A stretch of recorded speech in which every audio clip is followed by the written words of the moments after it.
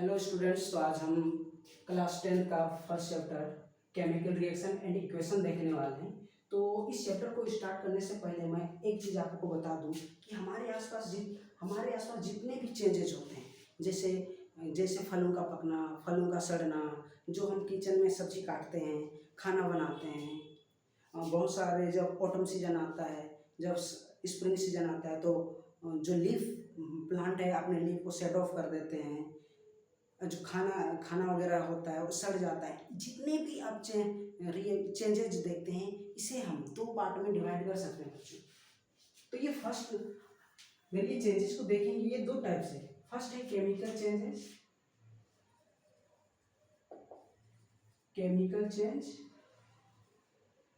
And physical change. जितने भी changes हो रहे हैं इस दुनिया में, उसको हम टू पार्ट में डिवाइड कर सकते हैं, दो पार्ट में कैटेगराइज कर सकते हैं, chemical change and physical change. अब हम देखते हैं केमिकल चेंज क्या होते हैं, फिजिकल चेंज क्या होते हैं। अब जो केमिकल चेंज होता है, इसमें फॉर एग्जांपल कुछ एग्जांपल मैं आपको बताता हूं, जैसे बर्निंग ऑफ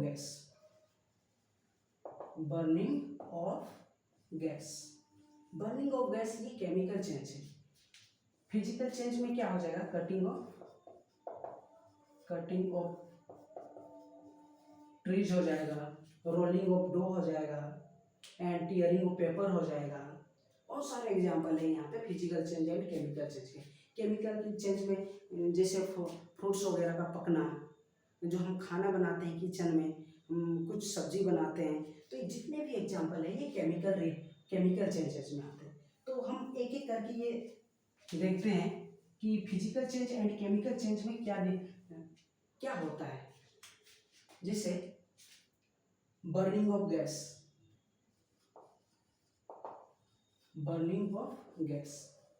मैं इसका केमिकल रिएक्शन लिखूं तो देखिए CH4+O2 ये बनाता है कार्बन डाइऑक्साइड एंड वाटर। जब केमिकल रिएक्शन होता है बर्निंग ऑफ गैस में, CH4 ऑक्सीजन के साथ रिएक्ट करके कार्बन डाइऑक्साइड एंड वाटर का फॉर्मेशन करता है। तो यहाँ पे देखिए, ये जो कार्बन डाइऑक्साइड है ये गैस है, तो ये गैस होगा, तो ये गैस है।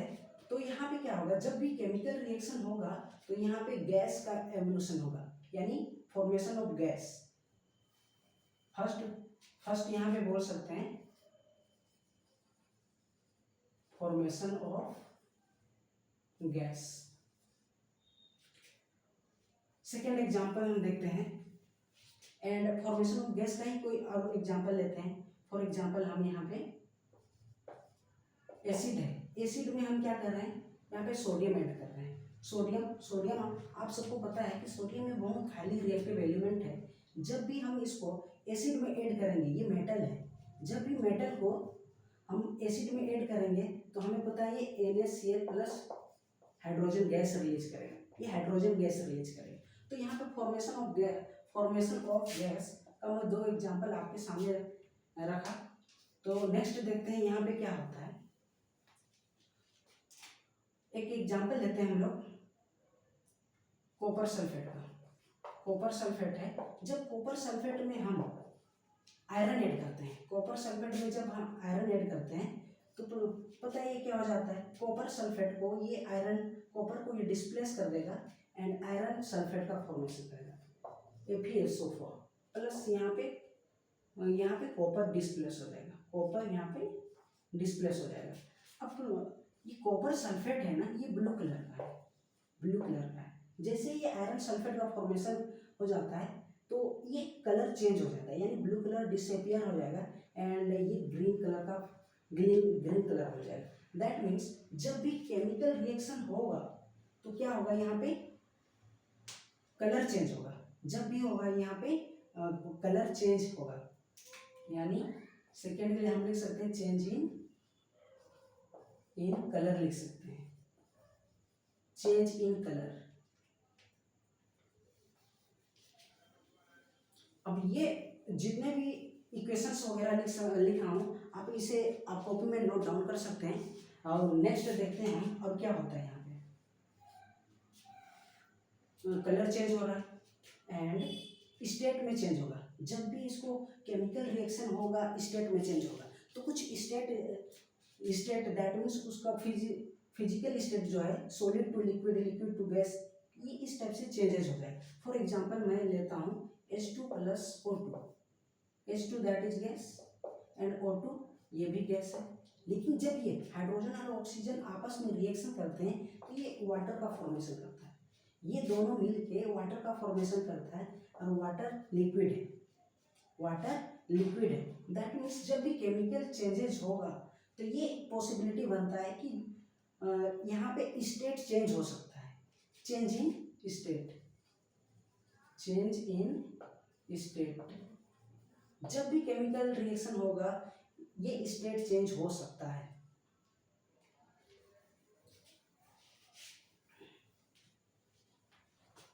तो केमिकल रिएक्शन में formation of gases, changes in colour, change in state, और इसमें क्या हो सकता है टेम्परेचर भी इसमें चेंज हो जाता है। एंड फोर्थ हम यहाँ पे कर सकते हैं temperature change, change in temperature, change in temperature that means, अब एग्जांपल देखिए, हम यहाँ पे चूना लेते हैं। जब दिवाली पहुँचता है तो हम घर की पुताई करने के लिए मोस्टली करते हैं। घर की पुताई करने के लिए जो चूना होता है, चूना को पानी में डाल दिया जाता है। तब क्या होता है, जब चूना को पानी में डाल दिया जाता है, कैल्शियम ऑक्साइड को जब भी वाटर में ऐड किया जाएगा, कैल्शियम ऑक्साइड को जब भी वाटर में ऐड किया जाएगा तब क्या होगा, ये कैल्शियम हाइड्रोक्साइड बनेगा, कैल्शियम हाइड्रोक्साइड का फॉर्मेशन करेगा, कैल्शियम हाइड्रोक्साइड का फॉर्मेशन करेगा। एंड यहाँ पे कार्बन कैल्शियम हाइड्रोक्साइड का फॉर्मेशन होता है। जब भी कैल्शियम ऑक्साइड को वाटर में ऐड करते हैं कैल्शियम हाइड्रोक्साइड का फॉर्मेशन होता है। और जब भी इसको पानी में ऐड करेंगे, एक यहाँ पे कंटेनर है, यहाँ पे वाटर, यहाँ पे पहले हम क्या करेंगे, यहाँ पे कैल्शियम ऑक्साइड लेंगे, यहाँ पे हम कैल्शियम ऑक्साइड लेंगे, कैल्शियम ऑक्साइड। इसमें जब हम लोग वाटर ऐड करेंगे तो ये बहुत सारा हीट एनर्जी रिलीज करेगा, हीट एनर्जी रिलीज करता है, हीट एनर्जी ये रिलीज करता है। दैट मीन्स पहले जब कैल्शियम का टेम्परेचर कुछ और था, जब इसमें हम लोग वाटर ऐड कर दिए, केमिकल रिएक्शन हुआ और कैल्शियम हाइड्रोक्साइड का फॉर्मेशन किया तो ये बहुत सारा एनर्जी हीट एनर्जी रिलीज किया। दैट मीन्स यहाँ पे टेम्परेचर का चेंज हो गया। तो इस टाइप से कुछ एग्जाम्पल के साथ मैं इसका प्रॉपर्टी को आप लोगों को बताया। तो हम यहाँ पे करते हैं फिजिकल चेंज। तो जितना भी मैं एग्जाम्पल वगैरह लिख रहा हूँ ये आप अपने कॉपी में नोट डाउन कर सकते हैं, क्योंकि ये एग्जाम्पल बहुत इंपॉर्टेंट एग्जाम्पल्स थे। इसको आप अपने कॉपी में नोट डाउन कीजिए, याद कीजिए और एग्जाम में लिख सकते हैं। फिजिकल चेंजेस में क्या होता है, देखिए physical change means tearing of paper, यानी यहाँ पे आप यहाँ पे देखिए केमिकल रिएक्शन को पहले देखिए। केमिकल रिएक्शन में क्या हो रहा था, यहाँ पे हम लोग H2 plus O2 that means ये फॉर्म किया वाटर का। दैट मीन्स यहाँ पे देखिए ये रिएक्टेंट है और ये प्रोडक्ट है। प्रोडक्ट बनाने से पहले रिएक्टेंट का प्रॉपर्टी कुछ और होगा, लेकिन जैसे ही ये प्रोडक्ट बनाता है इसका प्रॉपर्टी कुछ और होगा। यानी यहाँ पे हम ये बोल सकते हैं कि रिएक्टेंट का प्रोडक्ट जब भी केमिकल रिएक्शन होगा तो इसका रिएक्टेंट का प्रॉपर्टी एंड प्रोडक्ट का प्रॉपर्टी दोनों डिफरेंट होगा। रिएक्टेंट का प्रॉपर्टी एंड प्रोडक्ट का प्रॉपर्टी एकदम डिफरेंट होगा। दैट मीन्स यहाँ पे प्रॉपर्टी चेंज होता है। यहाँ पे देखिए न्यू सब्सटेंस का फॉर्मेशन हो रहा है, लेकिन फिजिकल चेंज में कोई भी न्यू सब्सटेंस का फॉर्मेशन नहीं होगा। फॉर एग्जांपल हम यहाँ पे वैक्स को अगर हम मेल्ट करेंगे तो ये वैक्स ही रहेगा। तो melting of wax that is an example of physical change. तो यहाँ पे कोई न्यू सब्सटेंस का फॉर्मेशन नहीं होता है, नो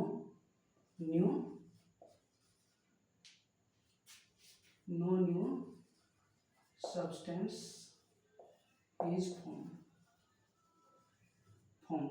यहाँ पे क्या है, यहाँ फिफ्थ पॉइंट हम लिख सकते हैं formation of new substance, formation of new substance. लेकिन फिजिकल चेंज में कोई भी न्यू सब्सटेंस का फॉर्मेशन नहीं होता है। देखिए एक पीस ऑफ पेपर है, ये पीस ऑफ पेपर है, इसे हम कैंची से काट लेंगे, इसे हम कैंची से काट लेंगे तो ये क्या हो जाएगा, ये छोटा छोटा पीस में चेंज हो जाएगा। इस टाइप से ये छोटा छोटा पीस में चेंज हो जाएगा। अब देखिए ये भी पेपर है, ये भी पेपर है, तो दोनों के पास प्रॉपर्टी सेम ही है, तो फिर ये फिजिकल चेंज में इसका प्रॉपर्टी चेंज नहीं होता है, ये ध्यान दीजिएगा। एंड नेक्स्ट क्या कर सकते हैं, ये जो फिजिकल चेंज है, फॉर एग्जांपल किचन में हम रोटी बनाने के लिए जो डो लेते हैं उसको रोल करते हैं, तो यहाँ पे क्या होता है, इसका शेप चेंज होगा, चेंज इन शेप,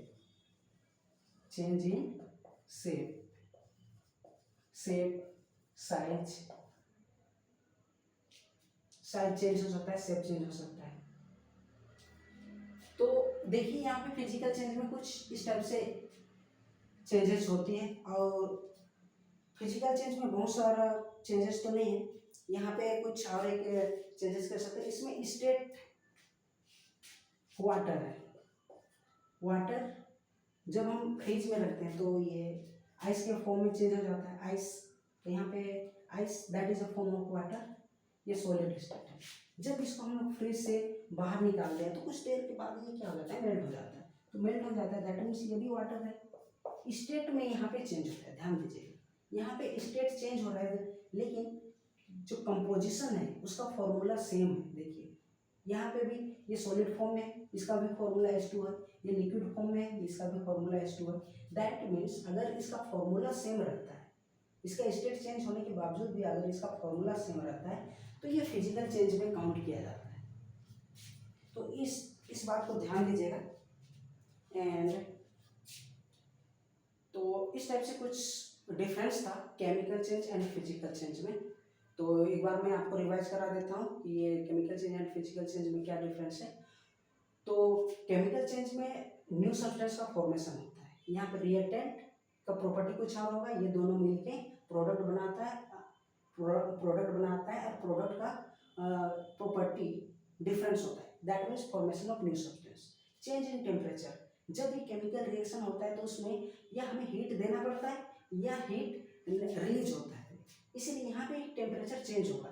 जैसे मैं आपको एग्जांपल में बताया था, कैल्शियम ऑक्साइड को जब वाटर में ऐड किए थे तो कैल्शियम हाइड्रोक्साइड बना था और बहुत सारा एनर्जी रिलीज किया था, तो उससे टेम्परेचर चेंज हो। Change in state that means जब भी हम केमिकल रिएक्शन करते हैं तो जो रिएक्टेंट होगा उसका स्टेट चेंज हो सकता है। जब प्रोडक्ट का फॉर्मेशन होगा तो उसका स्टेट चेंज हो सकता है उसका रिएक्टेंट से। Change in colour, chemical reaction जब भी होगा तो कलर में भी चेंजेस हो सकता है,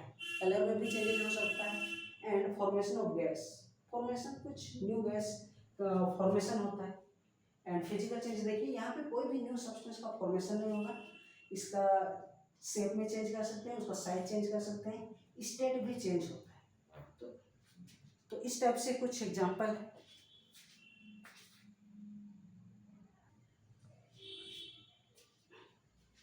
तो नेक्स्ट करते हैं हम केमिकल इक्वेशन।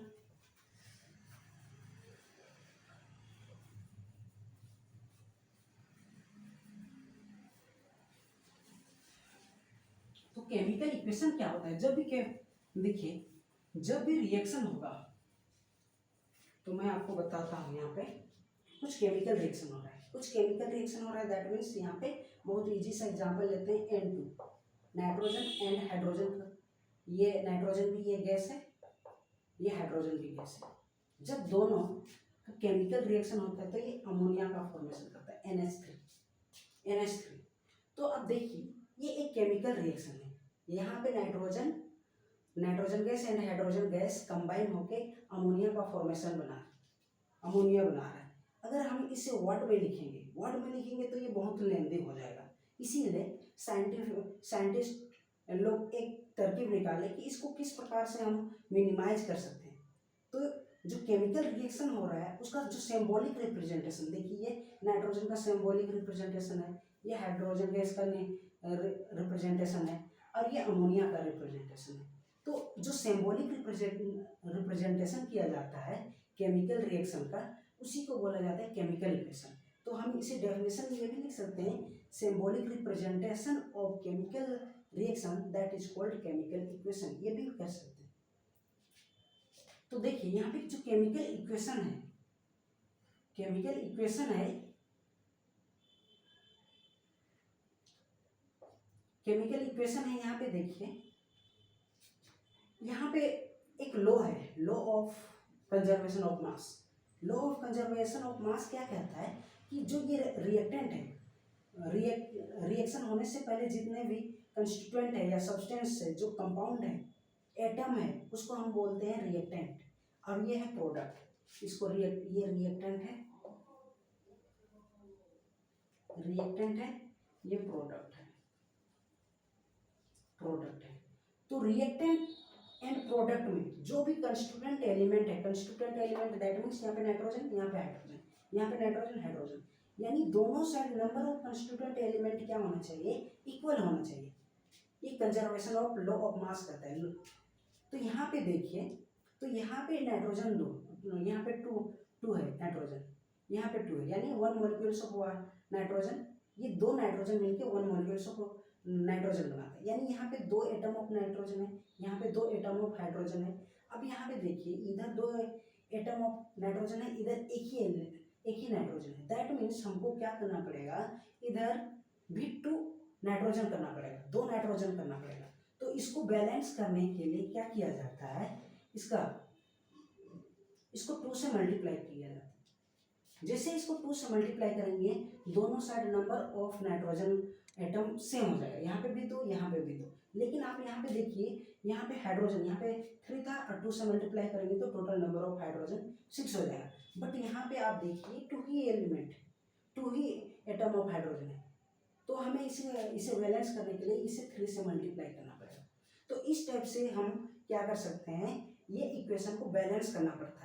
बैलेंस इसलिए करना पड़ता है ताकि रिएक्टेंट एंड प्रोडक्ट के साथ दोनों साइड में मास सेम रहे। तो इस टाइप से इसको बैलेंस करिए। अगर ये इसको मैं मिटा दूँ, ये 3 ये 2, अब देखिए यहाँ पे ये अनबैलेंस्ड केमिकल इक्वेशन है, ये इसको अनबैलेंस्ड केमिकल इक्वेशन भी बोल सकते हैं, स्केलेटल केमिकल इक्वेशन भी बोलते हैं। और जब इसको हम लोग बैलेंस कर देते हैं, ये 3 यहाँ पे 2 था, तो इसको बोलते हैं बैलेंस केमिकल इक्वेशन। तो कुछ और बैलेंस केमिकल इक्वेशन का एग्जाम्पल देता हूँ मैं आपको। HCl प्लस सोडियम, सोडियम यहाँ पे नहीं करते हैं, यहाँ पे Mg करते हैं, मैग्नीशियम। इसको मैं बीच में लिखता हूँ,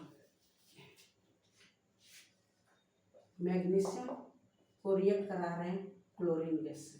ये मैग्नीशियम मेटल है, जब भी मेटल को हम लोग हाइड्रोक्लोरिक एसिड गैस से रिएक्ट कराएंगे, इसमें ऐड कर रहे हैं, तो ये क्या बनाएगा, magnesium chloride plus hydrogen gas release करेगा।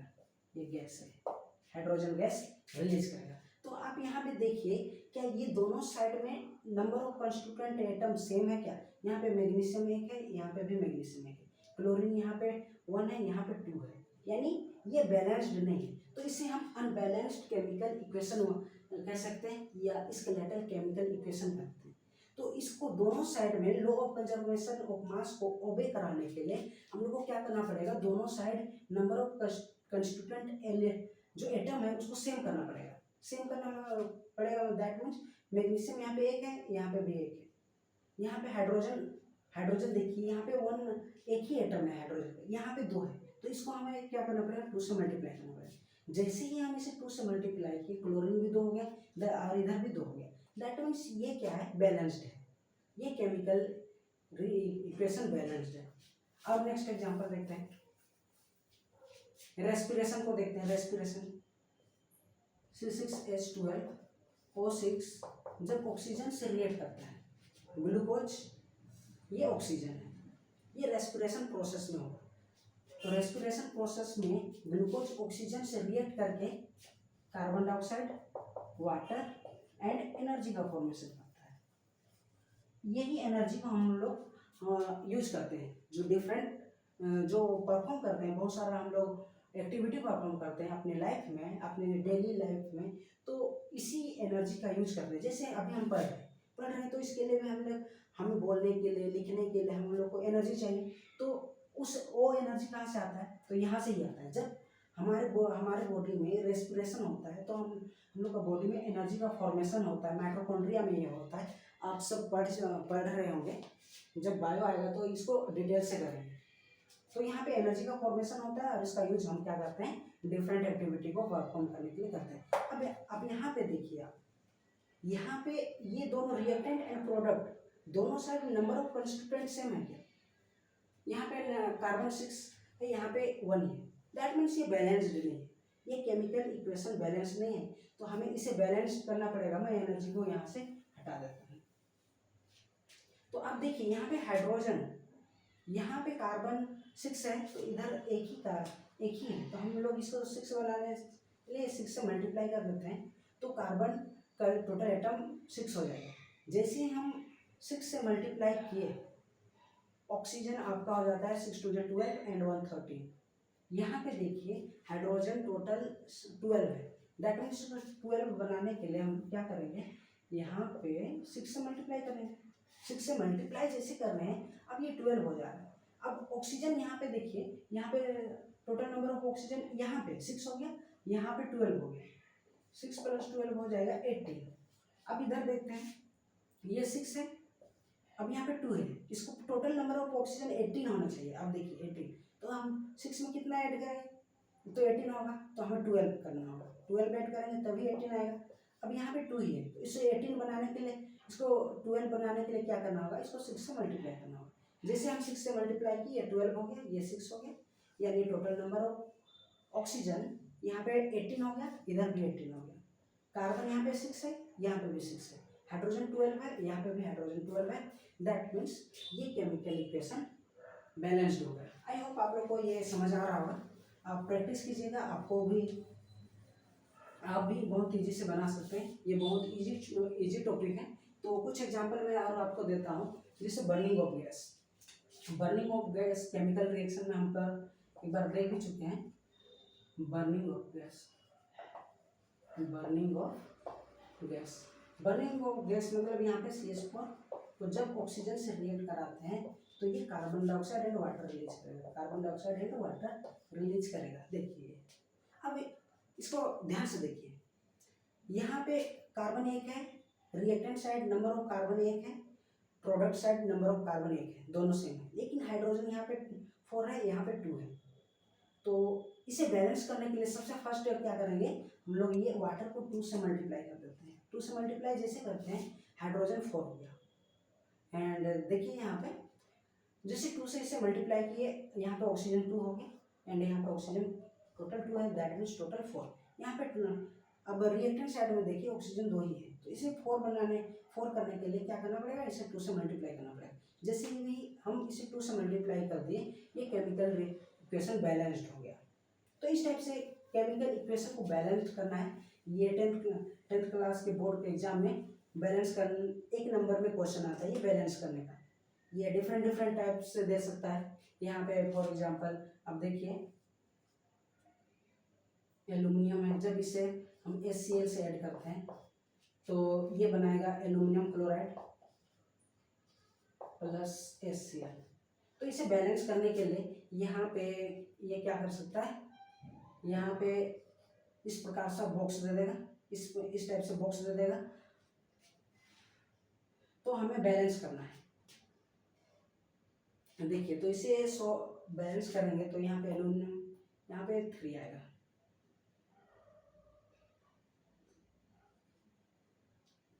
थ्री आएगा तो यहाँ पे 3 करने, इसको हम करते हैं 6 से मल्टीप्लाई। देखिए इसको 6 से मल्टीप्लाई करेंगे, जैसे 6 से मल्टीप्लाई करेंगे हाइड्रोजन यहाँ पे 6 होना चाहिए, दैट मीन्स यहाँ पे 3 आना चाहिए। क्लोरीन यहाँ पे 6 हो गया, यहाँ पे टोटल क्लोरीन भी 6 होना चाहिए, तो यहाँ पे 3 है तो इसे हमें 2 से मल्टीप्लाई करना होगा। टोटल एल्यूमिनियम इधर देखिए 2 हो गया, तो इधर भी 2 होना चाहिए, तो इधर 2 से मल्टीप्लाई कर दें। तो एग्जाम में कैसे आएगा, आप देखिए यहाँ पे aluminium plus water HCl arrow देगा, यहाँ पे एल्यूमिनियम क्लोराइड लिखेगा प्लस H2। यहाँ पे क्या कर देगा, यहाँ पे कुछ इस टाइप से गैप दे देगा, बॉक्स दे देगा। एंड ऑप्शन में दे सकता